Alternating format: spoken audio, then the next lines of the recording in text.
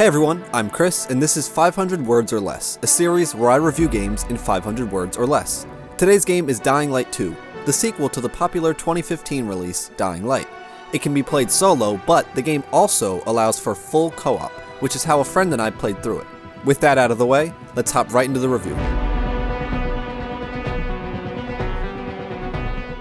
Dying Light 2 is a decent open-world game with fun parkour, great music, and some nice visuals.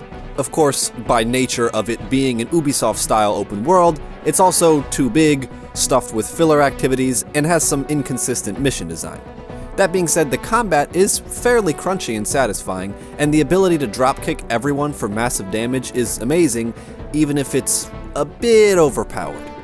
When it comes to the weapons, however, I think the variety is solid for a 15-hour game, but unfortunately this game is closer to 40 hours, so it gets to a point where everything you find is just a slight stat variation on the same weapons you've seen 30 times before. Frankly, there just aren't enough unique items, and you're so overloaded with finding more shit on the ground that I kinda just stopped picking stuff up after a while because I hated constantly clearing out my inventory for more space.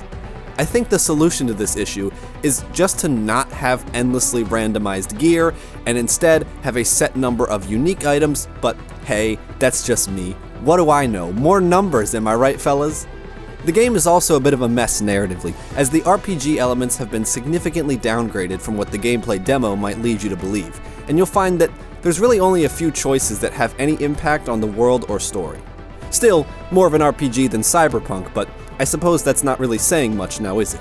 The saving grace of the narrative, though, is just how deranged every single character is, which initially makes it fairly entertaining to try to figure out which open-world faction to side with. Unfortunately, the main story itself is incredibly dull, and I find it shocking that video game writers still think a story about searching for a long-lost loved one we have zero attachment to will ever work in an open-world game.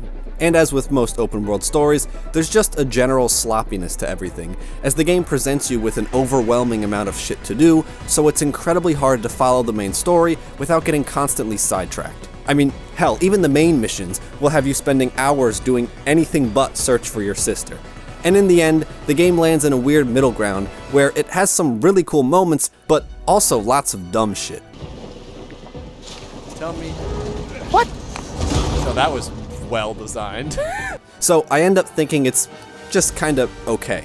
It's slightly above Ubisoft tier, and might be worth a play if you have a co-op partner, but probably not if you don't.